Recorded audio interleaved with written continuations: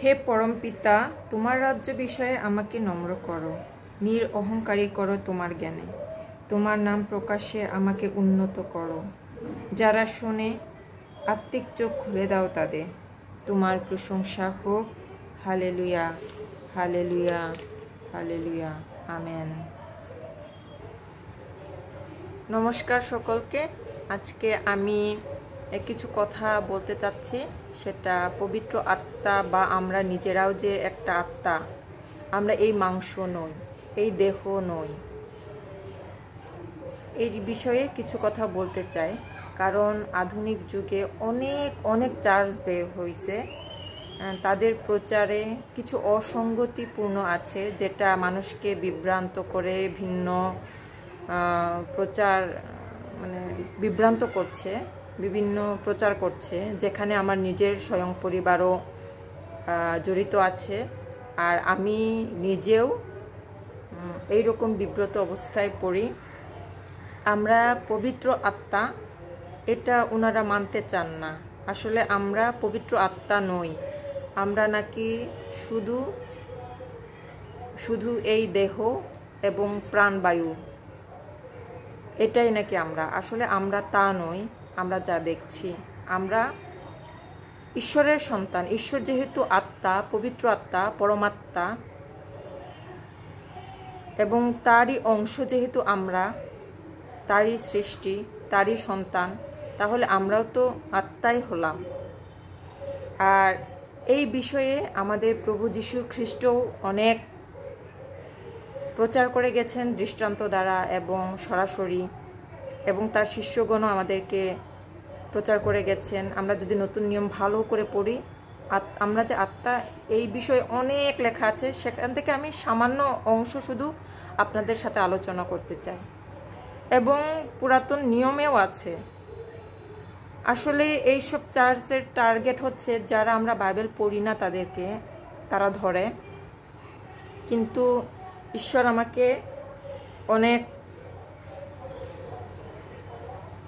প্রেরণা দিয়েছেন পবিত্র আত্মার আবেশে, যে আমি অনুভব করেছি আমাকে বাইবেল পড়তে হবে, আমাকে জানতে হবে, ব্যাখ্যা শুনতে হবে। অনেকের কাছ থেকে আমি বাইবেলের ব্যাখ্যা শুনেছি, অনেকের সাথে আমি বাইবেল স্টাডি করেছি, এবং অনেক বই সংগ্রহ করে জিহোবা সাক্ষীদের অনেক বই পড়েছি, তারপরে সিয়ন চার্চের অনেক বই পড়েছি। এইরকমভাবে অনেক কিছু সমন্বয়ে বাইবেল পড়ে, এবং স্বামী বিবেকানন্দের বইও পড়েছি, সেটাও আমাকে অনেক উপকার করেছে। তারপরে আমি এখন এই বিষয়ে অনেক ঈশ্বরের আশীর্বাদে বুঝতে পেরেছি, আর এটাই আপনাদের সাথে আলোচনা করতে চাই। তাহলে ঈশ্বর যে আত্মা, সেটা আমাদের আগে জানতে হবে। ঈশ্বর যে আত্মা, সেটা আমি প্রথমে দেখিয়ে বাইবেল থেকে, তারপরে আমরা যে তার সন্তান এবং আমরাও যে আত্মা, সেটা আপনাদের কাছে তুলে ধরব। আপনাদের হাতের কাছে যদি বাইবেল থাকে তাহলে আপনারাও বাইবেল খুলতে পারেন, আর না হলে আমার সাথে এই ইয়াটা দেখতে পারেন। আদি পুস্তক 1 অধ্যায় 2 পদ পড়ি। এখানে লেখা আছে, পৃথিবী ঘোর ও শূন্য ছিল এবং অন্ধকার জলধির উপরে ছিল, আর ঈশ্বরের আত্মা জলের উপরে অবস্থিতি করিতেছিলেন। আবার পড়ছি, ঈশ্বরের আত্মা জলের উপরে অবস্থিতি করিতেছিলেন। তাহলে ঈশ্বর কি? আত্মা। এবং এটা এখন আমি আরেক বাইবেল পদে চলে যাচ্ছি, সেটা হচ্ছে যোহন লিখিত সুসমাচার,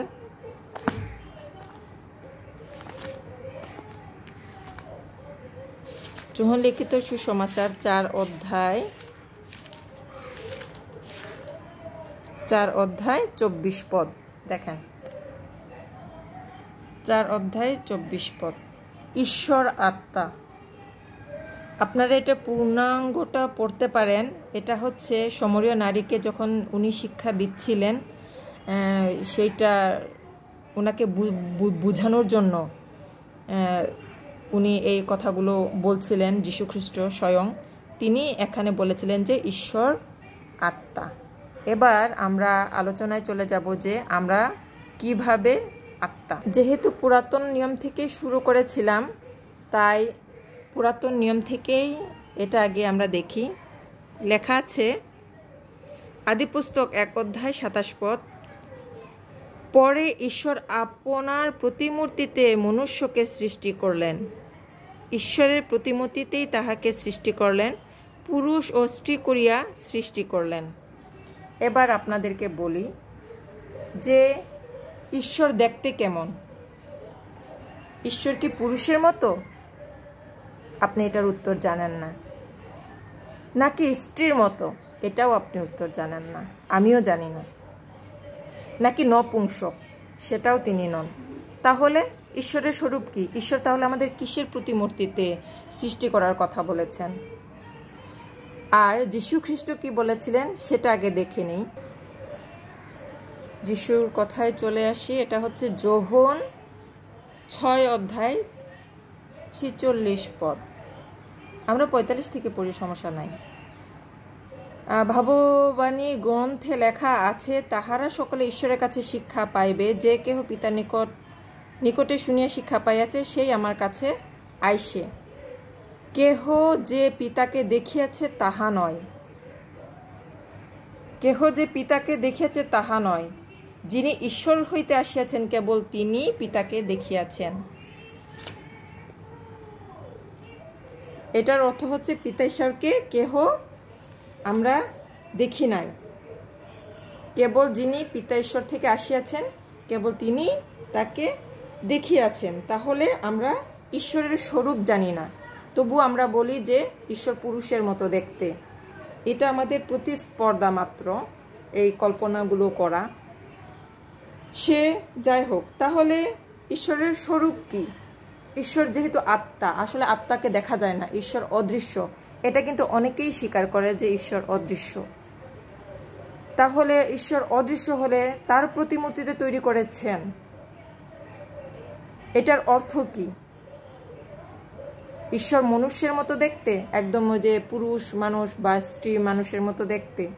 আসলে তা নয়। ঈশ্বর তার আত্মার যে স্বরূপ সেটার প্রতিমূর্তিতেই আমাদেরকে সৃষ্টি করেছেন। কারণ শুরুতে ঈশ্বর বলেছেন, ঈশ্বরের আত্মা জলের উপরে অধিষ্ঠান করিতেছে। তবে আত্মার রূপ কি? আমি আপনি এটা রূপ দেখিনি। আত্মা আছেন, তবে অদৃশ্য রূপে। তবে এই অদৃশ্য রূপ আত্মার প্রতিমূর্তিতেই মনুষ্যকে নির্মাণ করা হয়েছে। আর সেই আত্মা আমাদের মধ্যে আছেন, কিন্তু আমরা দেখতে পাই না, অদৃশ্য। কারণ সেটার রূপ আমরা জানি না, অথবা জানলেও আমরা ভুলে গেছি। কারণ আমরা মোহময় অন্ধকার মায়াময় জগতে বাস করছি। আর কেউ এই আত্মা ছাড়া, এই আত্মার মাধ্যম ছাড়া আমরা কেউ তার অস্তিত্ব অনুভব করতে পারবো না। এই কথাটা সমরীয় নারীকে যখন প্রভু যীশু খ্রিস্ট বুঝিয়েছিলেন জল পান করতে গিয়ে, তখন তিনি এটা সুন্দরভাবে বুঝিয়েছেন। আপনারা দয়া করে বাইবেল পড়বেন, তাহলে বুঝতে পারবেন। ওখানে উনি সুন্দরভাবে এটা বুঝিয়ে দিয়েছেন। আমরা যে ঈশ্বর যে আত্মা, সেটা তো আমরা বাইবেল থেকে দেখে নিয়েছি। এবার আমরা যে আত্মা এবং তার সন্তান, সেটাও কিছুটা বুঝতে পেরেছি। এবার আমরা দেখি আসলে আমরাও আত্মা। যেমন যোহন লিখিত সুসমাচার 20 অধ্যায় 17 পদ, এখানে লেখা আছে যে যিনি আমার পিতা ও তোমাদের পিতা, যিনি আমার পিতা ও তোমাদের পিতা সেই ঈশ্বর, এবং আমার ঈশ্বর ও তোমাদের ঈশ্বর, তাহার নিকটে আমি ঊর্ধ্বে যাইতেছি।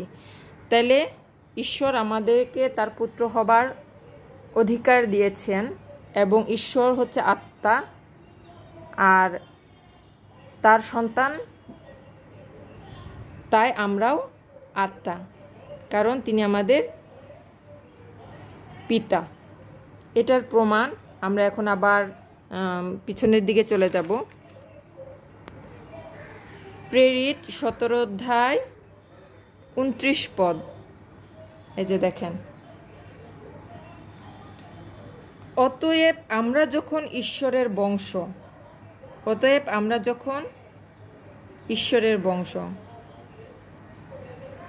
তখন ঈশ্বরের স্বরূপকে, মানে এটা তো আমি বোঝানোর জন্য এতটুকুই পড়ব। অতএব আমরা যখন ঈশ্বরের বংশ, আমরা কিন্তু ঈশ্বরের বংশ, তাই ঈশ্বরের স্বরূপ মনুষ্যের শিল্প কল্পনা অনুসারে খোদিত স্বর্ণের কি রৌপ্যের সাদৃশ্য জ্ঞান করা আমাদের কর্তব্য নয়, এটা বুঝাইতে চাইছেন। কিন্তু এর আগে লেখা আছে অতএব আমরা যখন ঈশ্বরের বংশ, তার মানে আমরা আসলে ঈশ্বরের বংশ, এটা কিন্তু বোঝা যাচ্ছে। ঠিক আছে, তাহলে আবার লেখা আছে রোমিও 1 অধ্যায়, আমাদের পিতা ঈশ্বর। ঠিক আছে, এইভাবে শুধু রোমিও নয়, করন্থীয়, তারপরে 1 করন্থীয়, 2 করন্থীয়, ইব্রিয়, ফিলিপিও, তারপরে গালাতীয়, এদের প্রত্যেকটা শুরুতেই লেখা আছে আমাদের পিতা ঈশ্বর। তাহলে আমরা পিতা ঈশ্বরের সন্তান, আর পিতা ঈশ্বর যেহেতু আত্মা, তাহলে আমরাও আত্মা। এবার প্রভু যীশু খ্রিস্ট কি বলছেন সেটাতে আমরা চলে যাই। মথি 10 অধ্যায় 20 পদ এবং 28 পদ, আমরা 20 পদ একটু দেখি। কেননা তোমরা কথা বলিবে এমন নয়, কিন্তু তোমাদের পিতার যে আত্মা তোমাদের অন্তরে কহেন তিনি বলিবেন। ঠিক আছে, আবার 28 পদে চলে যাই। এখন 28 পদে আছে, আর যাহারা শরীর বোধ করে, মানে আমাদের দেহ, এই দেহটা যে বোধ করতে পারে কিন্তু আত্মা বোধ করিতে পারে না, তাহাদিগকে ভয় করিও না। মানে আমাদের শরীরকে যে ধ্বংস করতে পারে সে মনুষ্যদিগকে বা কোনো জীবজন্তুকে কাউকেই ভয় করতে নিষেধ করেছে, কিন্তু আত্মা বোধ করতে পারে না। তাহলে এখানে যিশু কেন এই কথা বলবেন যে শরীর বোধ করতে পারে কিন্তু আত্মা বোধ করতে পারে না, তাহাদিগকে ভয় করিও না, কিন্তু যিনি আত্মা ও শরীর উভয় নরকে বিনষ্ট করিতে পারেন তাহাকেই ভয় করো, ঈশ্বরকে আর কি। তাহলে আমাদের আত্মা ধ্বংস করার ক্ষমতা কেবল ঈশ্বরের আছেন। তাহলে আমরা যে আসলেই আত্মা, আর এটাই যে যীশুখ্রিস্ট বুঝাইতে চেয়েছেন, এই কথার মাধ্যমে আমরা সুন্দর করে বুঝতে পারি যে যাহারা শরীর বোধ করে, আমাদের এই যে নশ্বর মানে দেহ ধ্বংস করার মতো যে দেহটা, আসলে আমরা মারা গেলে এটা বিনষ্ট হয়ে যায়, কিন্তু আমাদের কি জিনিসটা থাকে, শুধু ওই আত্মাটুকুই থাকে। ঠিক আছে, আমাদের এই আত্মাটুকু যদি না থাকতো তাহলে তো কোনো আশাই নাই যে এই দেহ চলে গেলে শেষ, খেল খতম।